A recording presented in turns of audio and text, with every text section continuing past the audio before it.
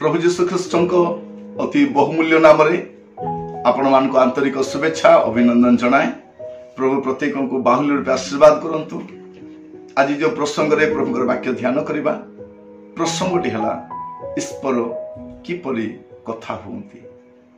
ईश्वर किपरि कथा हुंती, ईश्वर क्यों माध्यम रे कथा हुंती।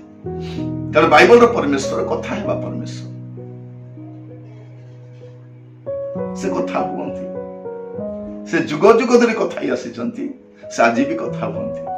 अनेक लोक पचारंती आज्ञा ईश्वर केमिति कथा हुंती, ईश्वर मस्त केमिति कथा हेबे। कारण आमे गुडे परिस्थिति मान दे गति करूछु, हम अपेक्षा करछु प्रभु मस्त कथा हो, प्रभु मस्त कथा हो।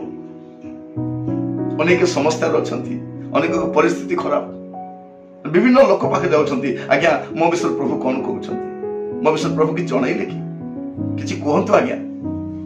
सर कहंतु हां प्रभु कहिले मु कहिबी, प्रभु कहंतु बा न कहंतु समान कहि पकाउछंती। आज हम चिंता कर देखबा बाइबल रो जे परमेश्वर किपरि कथा होंती। प्रथम विषय बाइबल परमेश्वर अपना पुत्र द्वारा कथा होंती, प्रभु जीशु ख्रीष्ट द्वारा। एवरी तार प्रथम अध्याय तार प्रथम दुईटी पद आप पढ़िले जानी पारिबे जे शेष काल रे से अपना पुत्र द्वारा कथा हिचंती। प्रभु जीशु ख्रीष्ट द्वारा कथा होंती थ्रू हिज सन, ताकर पुत्र द्वारा। तामाने प्रभु जीशु ख्रीष्ट जहा कहउछंती ईश्वर ताहा आपनक सहित कथा होउछंती। म आपण मान कहिबा पई चाहे जे बाइबल रो परमेश्वर केमिति कथा होंती, तांकर पुत्रक द्वारा कथा होंती। बाइबल रो परमेश्वर केमिति कथा होंती, जौन 14 पर्व 26 पद। बाइबल परमेश्वर तांको आत्मा द्वारा कथा होंती। पवित्र आत्मा आम सहित कथा होंती, आमान को गंजना दियंती, आमान को चेतावनी दियंती। आमे पथ गुड़ीबा समय पछ आड़ गोटे क्षीण रोग आपण शुणुथिबे, बाबुरे पुओरे झियोरे एटा रास्ता नुह, रास्ता सेटा जो रास्ता छाड़ी के पळे आसीछु। अनेक थर पवित्र आत्मा मान को भितरे कथा हिचंती।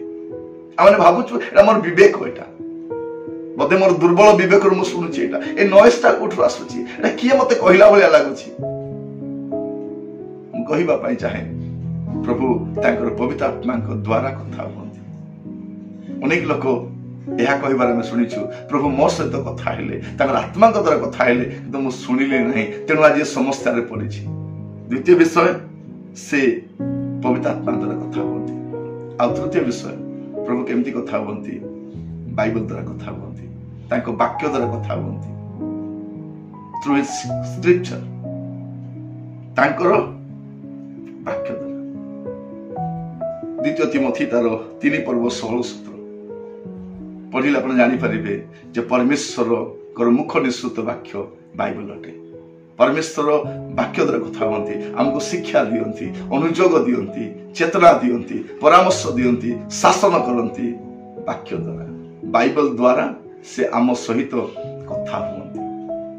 बाइबल जदि पढ़िबे प्रभु को रोब सुनि पारिबे, डेली तांकर वॉइस सुनंतु। डेली आज कोन कहउछंती प्रभुकर कथा जदि आपण डेली सुनिबा पई चाहउछंती त डेली बाइबल पढ़िबा दरकार। आपण प्रतिदिन बाइबल पढ़ंती कि ओकेशनली पढ़ंती, टाइम पास पे पढ़ंती, बाध्य होई कि पढ़ंती, न पढ़िले न चले बोली पढ़ंती, आगे जन तो पढ़ंती भी नहीं। आ अन्य मान तो मना भी कराई जे बाइबल पढ़िबो नहीं देखो बोली कि सन काहे कि मना करंती बाइबल पढ़िबा पई। कारण बाइबल पढ़िले सत्यता जानिबो, या भंडामी रे रहिबो नहीं, या हमर हाथ रे खसी के पळैबो। सेतै हमर भारतीय माननकु किछि दल मना करंती बाइबल पढ़िबो नहीं बोली। अरे दुनिया बही तो पढ़िछ, बाइबल टिक पढ़िले हो नहीं, पढ़ि कि देखो कोन क्षति हो जाउछि।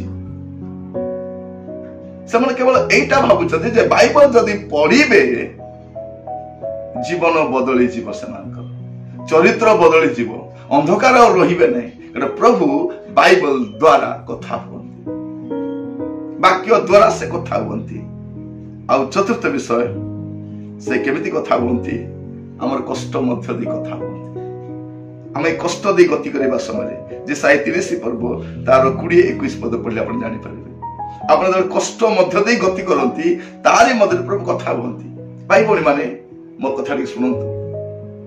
आपणकर भल समय जतिके आपण प्रभु को पाखक आसी नांती, आपणकर कष्ट समय प्रभु को कथिक आसी छथि। ଭଲ ସମୟରେ ପ୍ରଭୁଙ୍କ ସାନ୍ନିଧ୍ୟ ଯେତିକି ଲାଭ କରିନାହାନ୍ତି, ଆପଣଙ୍କ କଷ୍ଟ ସମୟରେ ପ୍ରଭୁଙ୍କ ସେତିକି ସାନ୍ନିଧ୍ୟ ଲାଭ କରିଛନ୍ତି। ତେଣୁ ମୁଁ କହିବା ପାଇଁ ଚାହେଁ ପ୍ରଭୁ କେମିତି କଥା ହୁଅନ୍ତି। ବାଇବେଲ ଅନୁସାରେ ଆମେ ଦେଖୁଛୁ ଆମର କଷ୍ଟ ମଧ୍ୟରେ, ଦୁଃଖ ମଧ୍ୟରେ, ଅଭାବ ମଧ୍ୟରେ, ଅନାଟନ ମଧ୍ୟରେ, ସମସ୍ୟା ମଧ୍ୟରେ ସେ ଆମ ସହିତ କଥା ହୁଅନ୍ତି। କାରଣ ବାଇବେଲର ପରମେଶ୍ୱର କଥା ହେବା ପରମେଶ୍ୱର, ଆଉ ଏସବୁ ମାଧ୍ୟମ ଦେଇ ସେ କଥା ହୁଅନ୍ତି। ଆଉ ସେ କେମିତି କଥା ହୁଅନ୍ତି? ପଞ୍ଚମରେ ତାଙ୍କର ସାଧୁ ମାନଙ୍କ ଦ୍ୱାରା, ତାଙ୍କର ସାଧୁ ଭକ୍ତ ମାନଙ୍କ ଦ୍ୱାରା ସେ କଥା ହୁଅନ୍ତି। ଏଷ୍ଟର 4 ପର୍ବ ତାର 13-14 ଯଦି ଆପଣ ପଢିବେ ଜାଣିପାରିବେ,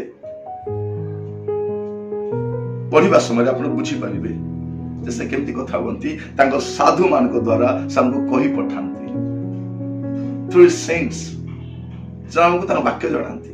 ବେଳେ ବେଳେ ଆପଣଙ୍କୁ ପ୍ରଭୁଙ୍କ ଦାସ ମାନେ କଥା ହେବା ସମୟ ଲାଗେ, ହଁ ଆଜ୍ଞା ମୋର ଅବସ୍ଥା ଏଇଟା ଅଟେ। ଆପଣଙ୍କୁ କେମିତି ଜାଣିଲେ? ଆପଣ କେମିତି ମୋ ବିଷୟରେ ଜାଣିଲେ? ପ୍ରଭୁ ଜଣାନ୍ତି, ପ୍ରଭୁ ତାଙ୍କ ଦାସ ମାନଙ୍କ ଦ୍ୱାରା ଜଣାନ୍ତି। ଅନେକ ଥର ଆପଣ ପ୍ରିଚିଂ ଶୁଣୁଥିବେ, ଆପଣ ଚର୍ଚ୍ଚରେ ବାକ୍ୟ ଶୁଣୁଥିବେ, ଅନେକ ଥର ଆପଣ ଭିଡିଓ ମେସେଜ ଶୁଣୁଥିବେ, ଅଡିଓ ମେସେଜ ଶୁଣୁଥିବେ, ଅନେକ ବହି ପଢୁଥିବେ। ପ୍ରଭୁଙ୍କ ଦାସ ମାନଙ୍କର ସେ ବହି ଦ୍ୱାରା ଆପଣ ଲାଗିବ ଯେ ପ୍ରଭୁ ଏଟା ମୋ ସହିତ ଡାଇରେକ୍ଟ କଥା ହଉଛନ୍ତି। ତାଙ୍କ ସାଧୁ ମାନଙ୍କ ଦ୍ୱାରା ସେ କଥା ହୁଅନ୍ତି।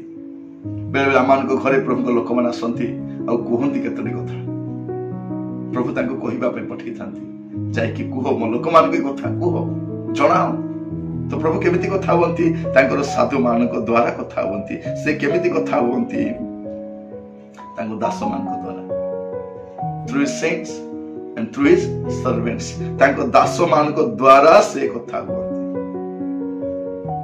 2 ତିମୋଥୀ 2 ପର୍ବ ତା 7 ପଦ ପଢିଲେ ଆପଣ ଜାଣିପାରିବେ ଯେ ସେ ଆପଣା ଦାସ ମାନଙ୍କ ଦ୍ୱାରା, ଏଇ ଦିନ ମାନଙ୍କର ପ୍ରଭୁ କେମିତି କଥା ହଉଛନ୍ତି? ତାଙ୍କ ଦାସ ମାନଙ୍କୁ ପ୍ରଭୁ ଆପଣା ଦାସ ମାନଙ୍କୁ ବିଭିନ୍ନ ସ୍ଥାନ ରଖିଛନ୍ତି, ଆଉ ଶେଷ କାଳ ସେବା କାର୍ଯ୍ୟ ପାଇଁ ପ୍ରଭୁ 5-fold ମିନିଷ୍ଟ୍ରି ରଖିଛନ୍ତି। ପ୍ରେରିତ, ସୁସମାଚାର ପ୍ରଚାରକ, ଭାବବାଦୀ, ପାଳକ, ଶିକ୍ଷକ, ଏମାନଙ୍କୁ ପ୍ରଭୁ ରଖିଛନ୍ତି କଣ ପାଇଁ? ଯେପରି ଏଇ 5 ଜଣ ବ୍ୟକ୍ତି ଆଉ ଯିବେ ମଣ୍ଡଳୀ ମଧ୍ୟରେ ଆଉ କଥା ହେବେ, ପ୍ରଭୁ କଣ କହିବା ପାଇଁ ଚାହୁଁଛନ୍ତି। ତାଙ୍କ ଦାସ ମାନଙ୍କ ଦ୍ୱାରା ସେ କଥା ହୁଅନ୍ତି। ବେଳେ ବେଳେ ଆପଣ ବାକ୍ୟ ଶୁଣିବା ସମୟ ଲାଗେ, ଆଜ୍ଞା ପ୍ରଭୁ ମତେ କଥା ହେଲେ, ଆପଣ ଯାହା କହିଲେ ଆଜ୍ଞା ସେ ମୋର ଅବସ୍ଥା ଅଟେ, ମୁଁ ସେମିତି ସମସ୍ତ ଆଦି ଗତି କରୁଛି ଆଜ୍ଞା। ପ୍ରଭୁ କଥା ହୁଅନ୍ତି, ଆଜି ବି କଥା ହଉଛନ୍ତି। ପ୍ରଭୁଙ୍କ ନାମର ସ୍ତୁତି ହଉ।